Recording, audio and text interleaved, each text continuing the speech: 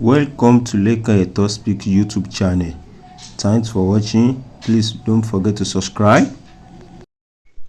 Lovers all over the world, a ti padà rí fídíò tí Omoge Saida tí ó ṣe sí bàbá tí wọ́n allegedly ni o tí wọ́n ní ó ń fẹ́. So fídíò yẹn ó ti padà leak, a ti padà rí. So ẹ jẹ́ ká gbọ́ bí màmá esabod bí wọ́n ṣe play fídíò yẹn tí gbogbo ayé dẹ̀ rí, tí wọ́n gbọ́ bí Omoge Saida bó ṣe ń sọ̀rọ̀ wípé kí màá yẹn kó má disappoint o.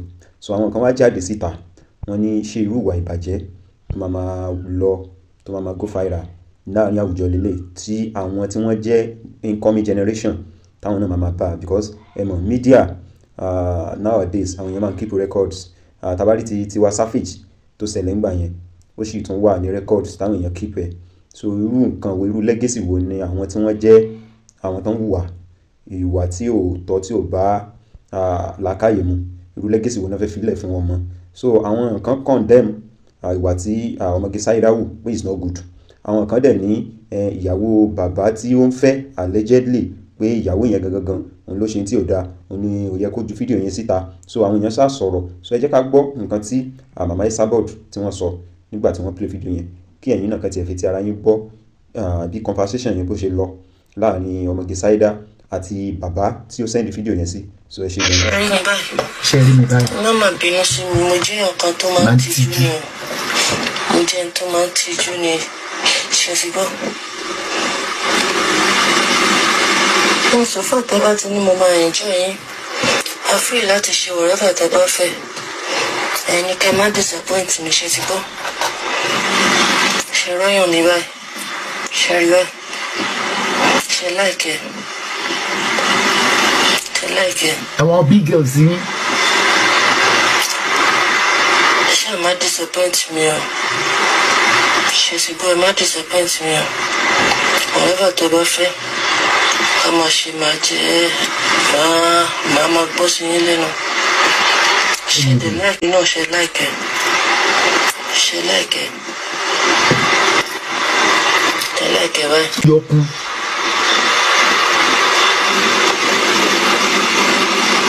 Ṣe láìkẹ́ bí mo ṣe fá gbogbo irun bíbẹ̀ kúrò. Ṣe láìkẹ́. Kí ni nǹkan tó ń yọ bíi maggot níbi yín? Bó ní ẹ̀yin èèyàn alálùbáríkà, torí mọ̀ pé pọ́pọ̀ nínú yín èmi inú yẹn kì í bọ́ sórí TikTok láti rí àwọn nǹkan tí ń ṣẹlẹ̀, torí náà lọ́lọ́run fi dárú mi báyìí kí mo bá yín gbé wá. Ọ̀rọ̀ kan ṣẹlẹ̀ lórí TikTok, ọ̀rọ̀ ìròyìn kíní tí ń jà rìnrìn láti bíi last week kọ́ nìyẹn. Mi ò bí ọgbọ́n yín lẹ mú orin Wasiu Ayinde yìí, Omoge Saida kìnìkan ìyá tí bàbá wa Wasiu Ayinde kì yẹn. Ó fẹ́ jọ bí ẹni pé nǹkan kan ṣẹlẹ̀ lẹ́nujọ́ mẹ́ta yìí tí wọ́n ní núùdù ìyá yẹn ó jáde. Ihun tí a sì rí gbóhùn náà ni pé ọ̀pọ̀ èèyàn kan ni wọ́n sẹ̀ǹdì ẹ̀ sí, pé wọ́n ń déètì èèyàn kan, pé nìyẹn ni wọ́n sẹ̀ǹdì ẹ̀ sí nǹkan kan. Àmọ́ ìhun tí ò fẹ́ kí n kọ́kọ́ tẹnu bọ̀ tẹ́lẹ̀ òun ni wípé àwọn èèyàn ti ń dá sí i, wọ́n ti ń sọ̀rọ̀ nípa rẹ̀. Wọ́n sọ wípé àpé bóyá ọ̀rẹ́ rẹ̀ ni ó lọ lè ta núùdù yẹn, ló gbé núùdù yẹn jáde. Àwọn kan, basically almost everyone were trying to dim the whole situation because the woman is popular, because she's beautiful. Ìyá mọ̀ ń jẹ́ni tí ò lówó lọ́wọ́ tí ò fáin Nàìjíríà o. Ihun tó bá ṣe mí káyìí òun náà ni pé lórí TikTok, I wouldn't lie, this situation kind of made me start losing respect for a lot of people. Àwọn èèyàn tó jẹ́ wípé mo mọ bí wọ́n ṣe máa ń gbé ọ̀rọ̀ kalẹ̀ tẹ́lẹ̀ tí irú nǹkan yìí bá ṣẹlẹ̀, tí wọ́n bá gbọ́ wípé alágbájá kan ó sẹ́ni inú rẹ̀ sọkọ lọ́kọ, I know how much they will rebuke the person. But all of a sudden, just because this woman is popular, just because she's beautiful, and the craziest part about this whole situation is the fact that àwọn púpọ̀ náà àwọn tí wọ́n ń sọ̀rọ̀ nípa kìíní wọ́n tún wá ń sẹ́ńtà lórí wípé wọ́n kàn jealous lady yẹn ni, àbẹ́rẹ́ bí skin ẹ ṣe fine nínú fídíò tó fi ṣe núdù yẹn. Gbogbo àwọn yẹn ò tiẹ̀ wá bọ́dà mi o, àfi bí wọ́n tún wá ṣe change narrative ní ìsìn tí wọ́n sọ wípé àpẹ́pẹ́ sí o pé ìyàwó bàbá tí wọ́n sẹ̀ǹdì kìíní sí òun ni ó gbé núdù yẹn jáde, pé bóyá ó rí lórí fóònù bàbá yẹn nǹkan bẹ́ẹ̀ yẹn. Fún di kan tàbí kejì, bó ṣe di wípé lórí social media wọ́n bẹ̀rẹ̀ sí ní búyàwó ẹni tí wọ́n sẹ̀ǹdì núdù sí nìyẹn. As if even if that is what the case is, pé kò tó ń torí pé kò yẹ kí ẹ wo ọ̀rọ̀ náà di ṣọta yánnayànna. But that will not be my own bone of contention. Ṣé rí kíní kan tí mo fẹ́ kẹ́ mọ̀ òun nìyí, ṣé irú àwọn èèyàn bíi woman yìí Omoge Saida kìnìkan one thing about this kind of women is ṣé ẹ̀yin ọkùnrin tẹ̀ ń yàn lè irú àwọn obìnrin báyìí ò ní nǹkan fi yín ṣe òun ní fi mọ́ dùn mí tí mo bá rí àwọn kéèsì kan lọ́dọ̀ Oríyọmí Hamzat níbi tí wọ́n bá ti ń sọ̀rọ̀ wípé ìyá kan tó wà pẹ̀lú ọkọ rẹ̀ fún 30 kìnìkan years lẹ́yìn kan ìyá yẹn ọkọ rẹ̀ wá padà yàn àlè nígbà tó wá yàn àlè bàbá yẹn ti wá dàgbà ń sìn ìyá yẹn ò fẹ́ gbà sílé mọ́ ìyá yẹn ò fẹ́ tọ́jú rẹ̀ mọ́ kìnìkan. And it's quite crazy how then you see Mr. Oríyọmí Hamzat at the end of the day faulting those women, trying to talk them down, talking about kí ló ṣe tọkùnrin ò ṣe rí kí ló ṣe téèyàn kò ṣe rí ṣé torí pé fẹ́ kéye pé púpọ̀ ni wọ́n máa ń fẹ́ àwọn obìnrin yẹn o wọ́n èrí wọ́n fẹ́ o tó máa tún fẹ́ àwọn obìnrin yẹn gan àwọn yẹn máa ń lọ. That's to show you how crazy you are that this is the only woman who can stay with you. Mọ̀ rí bàbá Oríyọmí Hamzat náà ṣé torí pé fẹ́ yàwó mi ìkànnìyàn kìnìkan. You will cost a woman a pain of 30-something, 20-something years lórí wípé o jáde ńlé kò mọ ibi tó wà ó pè ọ́ ó jágbe mọ́ ó ṣe kìnìkan. They will now stay with you for 20-something years. Àwọn ọmọ wọn wà padà dàgbà ìdùnnú tí wọn ò rí lára rẹ gẹ́gẹ́ bí ọkùnrin wọn wà bẹ̀rẹ̀ sí ní rí lára àwọn ọmọ wọn wà pa ọ́ tì ìwọ náà ó mọ náà gbára náà gbòòrò ńgbà tẹ́gungun rẹ le ìyàwó rẹ ò gbádùn rẹ ńgbà tẹ́gungun rẹ le o tẹ́gungun yẹn bá wá rọ́ tọ̀ ní ẹ̀kan mọ́ wọn wà mọ̀ gbé ọ̀bọ̀ wálé wọn mọ̀ retí wípé ẹni tí ò ṣe tí ò jẹ́ gbádùn rẹ nígbà tó yànjì òun náà ni kó wá padà wá tẹ́kì rẹ tí ìyá yẹn bá wá ní ńlá èmi kọ́ ní padà tẹ́kì rẹ àwọn tẹ́ ẹjọ́ jayé fọ́ọ̀nì tó fi jẹ́ pé owó kékeré tó o bá ní ọ́ fi jẹ panla tó fi pè wọ́n pé kẹjọ wá jẹja kẹjọ wá mutí tẹ́gbẹ̀rẹ̀ yín lòtẹ́ẹ̀lì lọ́lẹ̀ pé wọ́n kí wọ́n wá tọ́jú rẹ̀ gbogbo ayé wà mọ́ fọ́ọ̀tì irú obìnrin bẹ́ẹ̀. It is quite crazy and alarming. Do you guys think those men tí wọ́n ń tọ́jú ọmọ àti ìyàwó ṣẹ́rọ pé wọ́n bọ̀ ní wọn mọ́ tí wọ́n ń ṣe wọ́n rọjọ́ ọ̀la tí wọ́n lẹ̀ ní craziest thing ni pé púpọ̀ ní ẹ̀yìn padà fi àwọn obìnrin yìí women like this wọ́n ti mọ̀ wọ́n mọ̀ wípé ihun tó bá mú káwọn tẹsẹ̀ bọ́ nílé rẹ̀ pé àwọn fẹ́ di ìyàwó rẹ̀ owó táwọn ń gbà àwọn ò lè rí gbà mọ́. A lot of this side chick understand the fact that the money they would get while they are dating outside, they understand that if they get married to you, they will still be treated the same way you are treating your wife.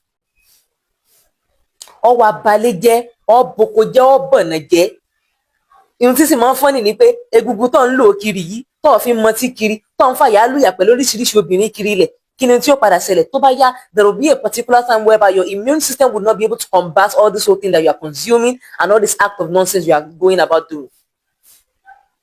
Tí gbogbo system rẹ bá ti wá lò ayé ìgbà kan sílẹ̀ máa ń parí lọ́rọ̀ òṣì obìnrin ọkùnrin máa ń ṣáájú obìnrin kú tó ráwà là ń ṣiṣẹ́ àṣírí yín ti tú o púpọ̀ nu yóò tọmọ mọ́ o obìnrin ní ń tọmọ ní ìsinyìí o rí nǹkan ṣe mọ́ o owó tí mi ní bá rí ní ìsìn ẹ fi ń jẹjá kiri ilẹ̀ ni o ẹ fi ń mọtí kiri ẹ fi ń ta púùlù kiri ilẹ̀ ni o.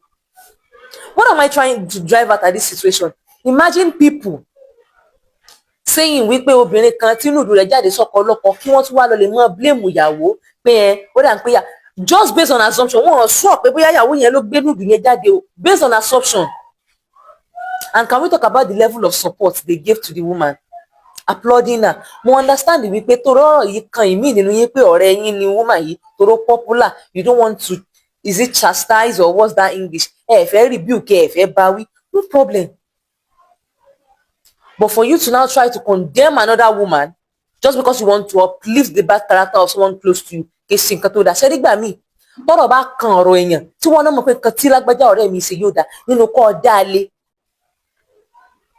kò sì lọ lè bọ́ ọ̀rẹ́ rẹ wí lẹ́yìn àwọn tí wọ́n bá wá sọ̀rọ̀ rẹ gan tí wọ́n sọ fún ọ wípé ihun tọ́rẹ̀ rẹ ṣe yí ọ̀dà kílé tó kọlù ẹ̀ áùtù tó bá ti wá padà fẹ́ wá ṣe fídíò what you will do as someone who understand the concept of life is to go on here and tell them wípé ihun tọ́rẹ̀ mi ṣe yí ọ̀dà o ẹ jẹ́ a fi ṣe nǹkan ìṣítí fúnra wa kìnìkan it doesn't mean you don't love your friend it means you have a path and that part kò sí nǹkan tó lè break rẹ láti mọ̀ ṣe kiri o láti mọ̀ torí tó bá jẹ́ pé obìnrin míì tí ò lórúkọ tí ò ní kiri kan ni ó láwọn ìyá kan tí wọ́n dá sọ̀rọ̀ ìtẹ́ pé mo mọrú ráùtì tí gbogbo yín ó ti gbà lórí ọ̀rọ̀ yìí tẹ́ fi sọ̀rọ̀ àmọ́ Ọlọ́run ni ó sọ gbogbo oníkálukú wa gbogbo nǹkan bá ṣàǹṣe láàyè ẹ má jà fi ààbò sísí púpọ̀ nínú yín in fact I am so disappointed in how some of you analyse this situation just because you like that woman Ọlọ́run ni ó dáríjì gbogbo yín ẹ̀yin ọkùnrin náà tẹ́ ṣe ń ṣe sìnà kiri ilẹ̀ one thing I want you to understand tó bá yá tán ṣé gbogbo rẹ̀ bá rọ̀ tó bá fẹ́ gbé ẹ wálé ẹni tí ń bẹ́ńlé náà mọ̀ wípé tó bá yá ìwọ̀n bá báyìí wọ́n bá tààyàn lu ògiri kò ní wọlé o